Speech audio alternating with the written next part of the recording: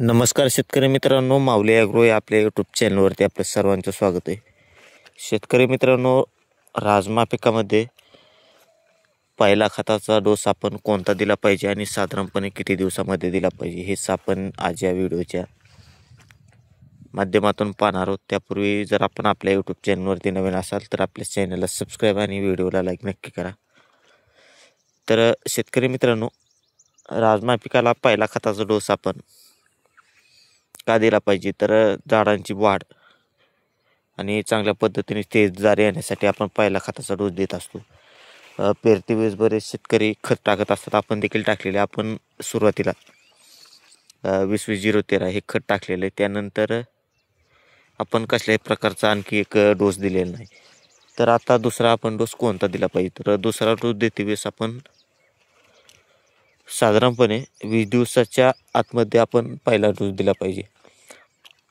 कारण की नंतर जर फुलाच्या अवस्थेमध्ये जर आपण खताचा डोस दिला तर आपल्याला फुलधारणामध्ये किंवा फुलोऱ्या अवस्थेमध्ये आपल्याला उत्पादनामध्ये अडचण निर्माण होते. त्यामुळे आपण 20 दिवसाच्या आतमध्ये राजमा पिकाला पहिला खताचा डोस दिला पाहिजे. तर मग कोणता आणि किती प्रमाणामध्ये दिला पाहिजे, तर सुरुवातीला जर आपण विचार केला खताचा डोस देते वेळेस, तर ह्यामध्ये बरेच शेतकरी वेगवेगळ्या पद्धतीचे खताचे डोस देत असतात. तर आपापल्या पिकावरती अवलंबून खताचा डोस दिला पाहिजे. जर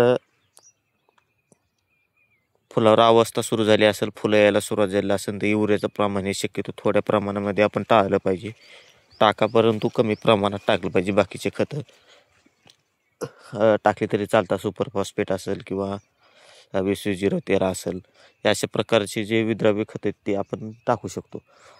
आणि जर आपल्या राजमा पिकाची वाढ जर खुंटली असेल, जास्त प्रमाणात तेजदार दिसत नसेल, पिवळसरपणा जर आला असेल आणि झाड टवटवीत दिसत नसेल, तर अशा वेळेस आपण युरियाचा पहिला डोस आपण दिला पाहिजे.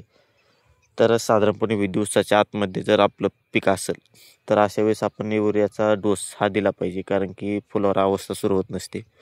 तर त्याचं प्रमाण किती द्यायचं, तर आपण बघू शकता आपण की साधारणपणे 1 एकर क्षेत्र आणि 1 एकर क्षेत्रामध्ये आपण साधारणपणे 50 किलो या प्रमाणामध्ये आपण युरिया टाकलेला आहे. युरिया पाण्याच्या अगोदर ते टाकला पाहिजे आणि पाणी लगेच दिलं पाहिजे, की जेणेकरून चांगल्या पद्धतीने युरिया हा आपला इरगण आणि झाडाला लागू होईल.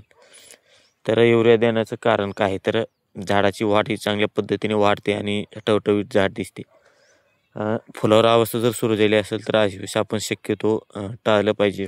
युरियाचं प्रमाण द्या, परंतु कमी प्रमाणामध्ये आपण दिलं पाहिजे. तर शेतकरी मित्रांनो, व्हिडिओ कसा वाटला, व्हिडिओ जर आवडला असेल तर आपल्या व्हिडिओला लाईक करा, यूट्यूब चॅनलला सबस्क्राईब करा आणि फेसबुकवरती पाहत असाल तर फेसबुक प्रोफाईलला फॉलो नक्की करा. धन्यवाद.